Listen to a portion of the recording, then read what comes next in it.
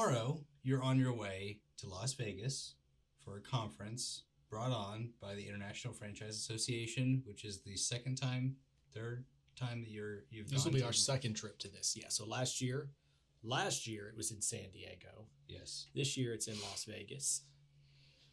And these conferences area more towards the franchising sector, obviously, as Chorby is specifically getting into franchise. Well, we're already in franchising. Well, yeah, Chorby will be launching our first franchise here in the next few months. Yeah. Scoop Soldiers has 38 territories as of the end of 22. I think we're about to have 6 signed here pretty quickly. Yeah. 6 territories. So we're well on our way to 50 plus territories. Well on our way to 15 franchisees. Yeah. And yeah, this is the biggest. If you're in franchise, if you're going to engage in the industry, IFA is where you need to be. Yeah. What are you generally learning from these conferences, or is your intent to learn? What is the main priority? Conferences in general and or IFA specifically, it's really every one is, and every year it's different. It depends on the season and the time of the season the business is in, the season that I'm in. That's my experience. I've been going to conferences since I was 17. And they have been a huge source of education, but they've also all been they're all different. And so last year, for instance, I really was engaged in the meetings, the panels. They do a lot of panels in classes or like a breakout session. Breakout sessions and panels and such. And I was very much so one after another, picking and choosing which things I thought were going to be most relatable to me. And that's what IFA was about for me last year. It was more so about going to the classes and listening to the people speak, to the industry experts speak. And that's an important piece of going to any conference. Who are the speakers going to be, and what can you learn from them? This year, frankly, I might not go to too many classes. I'm going to probably pick 1 to 2 classes a day, as opposed to just one after another. I'll probably pick 1, again, maybe 2, but I don't plan to spend a lot of time going to the classes. I plan to spend a lot of time specifically meeting with some specific industry experts that I'm working on building relationships with and have built some relationships with over the last couple of years, meeting directly with them, talking about the challenges I believe I've got with the future of Chorby and franchising, and then also talking about the future and the progress of Scoop Soldiers. And so I've got basically a meeting or 2 meetings a day set with these industry experts that are not, most of them don't live here locally. Are they speaking at these conferences, or are they just also attending? The gentleman I'm meeting with, specifically to talk mostly about technology, but really just franchising in general, but technology and franchising. Last year he spoke. James, James with SMB. Oh, yeah. And so, I'll meet with him, and he did speak. Steve, the CEO of SMB, he hasn't spoken at the one I was at last year, but I do know that he's pretty well known in the industry. Yeah. They're not necessarily speakers, no. Yeah. Got another meeting with another industry consultant that I've only talked to once, but he's going to be there. He actually called me. I had spoken to him one other time, and I reached back out to him and set up a time to meet with him, because to me, he's an industry consultant and knows some things that I don't, and probably good to network. So that's more what this weekend to me is about, is networking.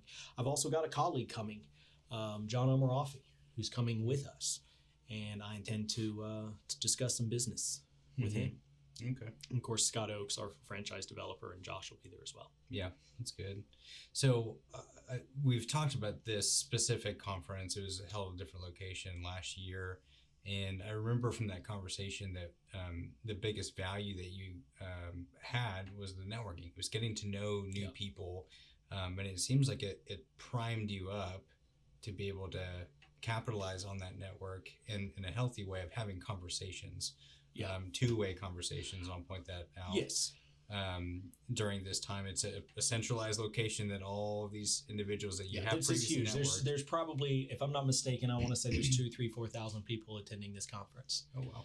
And it's interesting. The franchise industry is big on one hand, very lucrative. Yeah. And at the same time, everybody tends to know each other. It's very weird. Honestly, it's interesting, weird in a good way. But yeah, people tend to know each other in this industry. Do you think it's because of time? I think it's because it's an industry of consultants, frankly. Okay. It's an industry of, and I say that, maybe there might be people that disagree with that, but it's an industry of franchisors, entrepreneurs. But what exactly is the franchising industry? Think about it. The relationship between a franchisee and a franchisor is very akin to a consulting type relationship. So it's built in that regard from a consulting standpoint and a partnership standpoint. But then you've also got the industry in itself, the legalities of it. And so again, it's very much so a consulting that's interesting type industry. But a lot of the attendees at this, and a lot of the people that we've networked with, I should also mention, are people who are just industry. They've been in the industry. They've been in various companies. They've worked at various brands, and they've never necessarily been in business for themselves. They're just people who got hired by entrepreneurs and got into the franchise business, such as Scott. A lot of people, a lot of insurance, a lot of different. There is a lot of networking involved. Yeah. A lot of it is networking they do these various mixers and happy hours, and different vendors will sponsor that. And so you do a lot of networking there. Yeah. Depending on if you go or not. And depending on, frankly, the year, what I need to get out of it in the season I'm in will sometimes depend on how much I attend those. So, I mean, as an entrepreneur, you're assessing your current state of where you're at, where you're wanting to be, and you're using these conferences for both networking and education, I would assume, maybe something else. Networking, education. How do you choose what conference you're going to go to? I'd also say I use the conferences for traveling. So hold on. Traveling for business. Subconsciously, there is something, I believe, to that gets you thinking outside the box, that gets you thinking about your business outside of, changing your environment. Changing your environment, exactly. And so the other thing that a conference can do is it can allow you to get out of the weeds of your business, take a few days, and think about your business at the macro. And I'm somebody who is usually pretty good at thinking about the macro anyways, and not being too much in the weeds. But even for me, part of one of the things that makes me good at that is the amount that I travel. Yeah. And I do use these as resets, if you will, wherever a reset might be needed. I use it as a chance to pause, make decisions. I'm a big believer that, I think I said this here recently, I don't know if it was with you, but one of the number one causes of stress is lack of a decision. If you make a decision, you're usually not stressed about it once the decision's made. And so it helps in that regard. As far as how you pick, to answer your question, how you pick which conferences to go to, there's a lot of conferences. And we were talking about that a minute ago. Conferences, it's an industry in itself. It's a money-making machine in itself, and you have to be self-aware of that. I do believe there's validity. They're necessary, conferences. All education, everything from the most formal of education to the most informal of education, you have to invest. There's an investment aspect to it. And a lot of times you get what you pay for. That's why there's such thing as Ivy League colleges. Do I believe it's necessary to go to no, not at all. But there's a reason that those schools are, even the people who say that those schools mean nothing, stick somebody who went to Harvard in front of them and they're going to say something a little different. Yeah. They are going to hold that person in most cases to some kind of a higher standard, higher degree. And so education in general. So when you think of this, whether it's college, whether it's conferences, whether it's books, it's countless, it's endless, it's endless amounts. And so you have to decipher. And so ask your mentors. The way we've chosen conferences over the years is, what industries were we in? What were the big competitors that we were looking up to, so to speak, and saying this is something we'd like to maybe be like in this way, this way, and this way, and this. What are those businesses and the leaders of those businesses going to? And so early on, I remember back in 2012, I went to the GIE conference, Green Industry Expo in Louisville, Kentucky. I went one year. The next year, Josh and I went. I'll tell a funny story. I went in 2012 by myself, had a blast. It was a growth moment. I went to some classes that taught me a lot of, that at least confirmed some mindsets and some things. And so that was very valuable in that. I got a lot out of it that first year. The next year, went back, didn't get nothing out of it. Didn't even hardly go to anything. So I say I didn't get anything out of it. I got good bonding time with my business partner. So that was one of the fun times that we had together. And so same conference, two completely different experiences. And then we realized after that, we'll probably need to go to that conference every single year. That's the other thing is for me, you don't need to get in the habit of just going to the same one over and over again. If there was one that I was going to do that with, it probably would be IFA. But even that, 3, 5, 10 years from now, it's probably not something I'll go to every single year. Yeah. Well, I think about as an individual, like for me, Ben, I wanted to continue my education, but I didn't really want to go back to school. Don't feel like reading a book. Conference seems like a hack for growth. It is. It can 3 days, I'm going to go and I'm going to learn and grow, experience something and grow from that. My personal experience, and I can be a good example of what not to do, is one, being a little bit skeptical going in. You have got to be open-minded. Yep. You've got to be open-minded and intentional. You'll get, the more skeptical you are, the less you'll get out of it. Yep. The second, from what I have, maybe this is my personality, but having a plan after you get back of using what you've learned. Otherwise, you completely lose it. And you're always going to lose the high of any sort. Undoubtedly, because you have a lot of energy. I actually don't believe you lose it, depending on if you engage at a conference. Yes, the more actionable steps you create upon your return from that conference, the more you're going to get out of it. Yeah. But I believe there's a lot to the subconscious, and I believe you get some if it's the right conference. If it was a good conference and you actually attended it with that open mind, and the more open-minded you are, the better you probably get. You could go to it. You could take 0 notes or as few notes as possible. Come back, do nothing different necessarily, but I do believe that you still invested the time to go, and there's still a subconscious piece to that, element to that. And so I do think that you get something out of it even when you don't consciously get something out of it. Yeah. That'll start getting into that subconscious stuff that everybody has different opinions of, but I believe there's a lot to that. Yeah.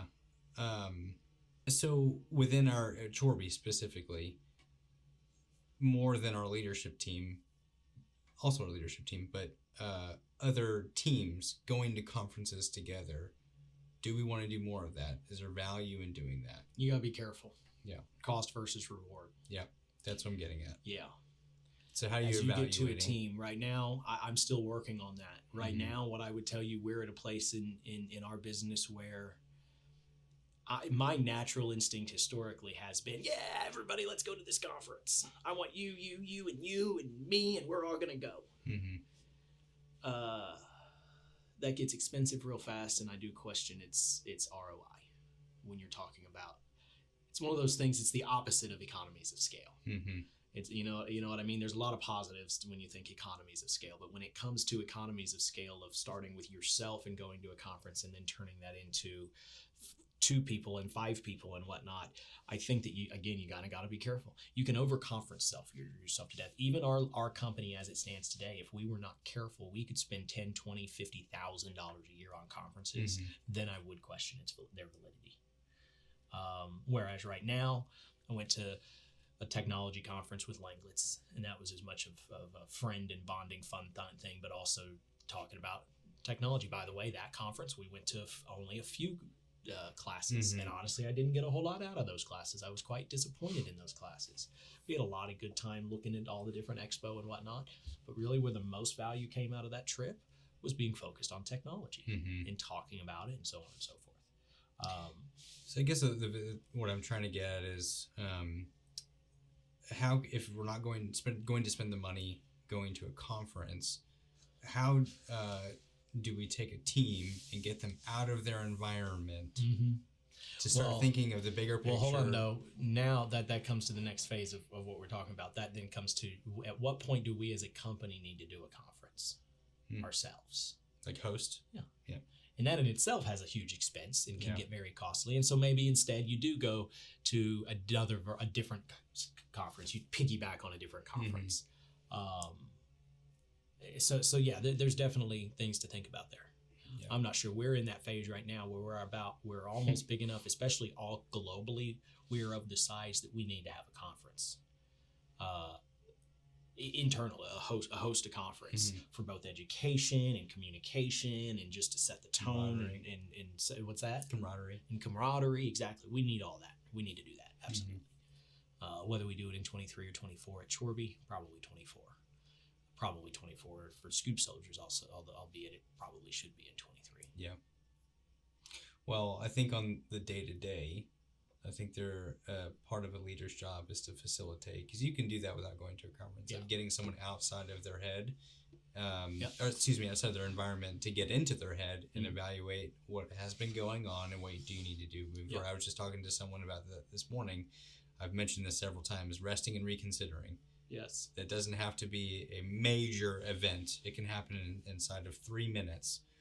Pause with what you're doing right now, turn away, just process mentally what's been going on, what do you need to do, and then write it down, mentally take a note and go and do it, execute on it.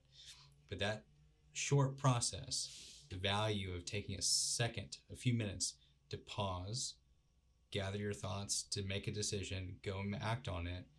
And I think that the after effect of that gets you realigned to now move forward in a direction that you can be confident in, as opposed to spinning your wheels. Yeah. So I think that there's a lot of value in a leader being able to facilitate that in your teams. It's really hard when you're leading a team that's production oriented, where you've got to get things done. So both in admin and operations, it's the same thing. It's production oriented. You're trying to get things done. So it's a hard thing to facilitate, but I do think there's a lot of value in being able to facilitate that as a leader for your teams. Yeah, absolutely. Anyways, I don't know where I was going with that one, but what do you think the conference, what we host, what do you think it'll look like? No idea. Any wish lists? I'm not exactly entertaining and developing these kinds of things is not a strong suit of mine. Yeah. I will be delegating that completely. I'll just be asked and told what time I will be speaking and what I will be speaking on. I can't wait to come up with that speech. No, I don't know exactly what that conference needs to look like. Yeah. That's why we haven't had one yet, but it is something that has been brought up on numerous occasions the last 6 and 12 months, and had never been brought up prior to that, as far as us having a conference internally. Yeah. Is there any specific ones that you would want a group, a division, a department to go to in 24? Well, if you think about, like, for instance, the tree conference that we did in Waco for our tree trimming crew team, I think that's probably a pretty good one in some ways. You get some CEUs and so on and so forth. Yeah. But no, not necessarily. Now, again, I see value in the John Maxwell for various leadership development. I could see value in that one. Probably not based on the cost. Same one, I would say the same thing for Entree Leadership. Entree Leadership, Dave Ramsey, they've got a conference, but they want like $5,000 a head. It's outrageous, frankly. I wouldn't pay that. I just wouldn't. I'd barely consider paying for it for myself, let alone a team of people. Yeah. I just don't see that much value in them, to be honest with you. I'm a big believer in education and conference, but at $5,000 a head, that's tough. That's tough. Even though I'll also say you get what you pay. I'm a believer that you get what you pay for. We were talking about this a second ago. There's conferences that literally I know of that can be $75. And that they can cost literally $75, and I would not recommend that conference that I know of. You're not going to get anything out of it. You're going to get what you pay for, which is not much. Yeah. And then there's conferences like Entree Leadership and Maxwell, for that matter, that are $3,000, $4,000, $5,000, and those I would also question their value. $200, $300, $400, $500. You can find some good conferences around this country, and worldwide. They're $300, $400, $500 that have really good keynote speakers that you can really get something out of. Yeah. That's the other thing about conferences too, by the way. They end up reposting all of their keynotes on YouTube. And so again, going back to what we've been talking about, a conference is more than just listening to some people speak. If it's just about listening to them speak, just like we're doing a podcast, you can listen to their keynote on YouTube, their TED Talk or whatever. Yeah. You can listen to that on YouTube. It's about going It's about the experience. It's about the mental shift, the subconscious aspect. Of course, there's a subconscious aspect to listening to it as well on YouTube, but yeah, it's different. In fact, we are. I should briefly slip my mind. We're doing a conference as a team this year. We are signed up. Our entire leadership team. Global Leadership Summit. Yeah, that's right. I briefly slipped my mind for a second. I forgot about that too. Jeremy Langlitz pulled me to that. In other words, I say pulled me to it. He recommended we go to it. I said, let's go. Was it just you and him? It was just he and I. Okay. And it was complete. It's digital. You know, the conference is actually in Chicago, and we could have gone. You could go to Chicago, but it's based in Chicago, but it's worldwide, and it's simulcasted. Yeah. And so again, in that one, that was interesting in some ways because it was simulcasted, and so it was kind of like, I mean, I can see I go to a church that's simulcasted, so I'm more used to it than most people. But it wasn't the same.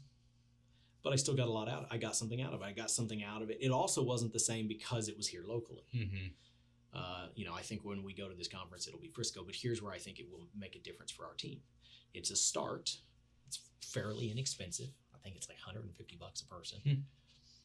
And we as a team will be able to, over 2 days, so it's simple, 2 days, local, don't have to pay for a bunch of travel. We will get together. We'll have some lunches and some dinners and whatnot. And so we will be able to have that interaction, that bonding time. Along with what I found last year to be some really good keynotes. Really good. That's good. Multiple. And I was Do you know if they're impressed with speaking those. again? I would imagine, based on what I've continued to learn about the Global Leadership Summit, I would imagine that one of Craig Groeschel, I get a sense that he's pretty common part of this. So I imagine he was one of the key ones. And then I don't remember the woman's name that she did an incredible keynote that spoke to me probably more than any keynote that I've listened to in the last 12 months. And she got up on stage and she basically had us do a little what do you call it? She had us do some engagement. So she put a picture up on the screen behind her. She said, write down what you think this person, I'm paraphrasing here, but I think it was their age, their profession. Oh, yikes.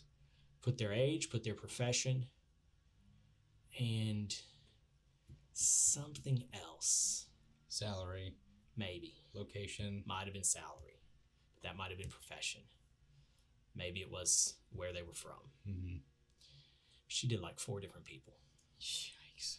And then outlined, and then mine pretty close to the chest. And then outlined afterward, told you what each one of them actually was and who they were. Yeah. And the concept of the keynote was biases. Yeah. Having your how every one of us has biases. It's impossible to escape having bias. Yeah. It's kind of like, and again, this is getting more philosophical than we need to get in this. But it's kind of like every single one of us is a hypocrite because we're human. Yeah. So it's hard to call somebody a hypocrite without. You need to look inward. Yeah. We all have hypocrisy. Yeah. We're human. So anyways, this bias keynote really. It sounds like it was very powerful. It was powerful.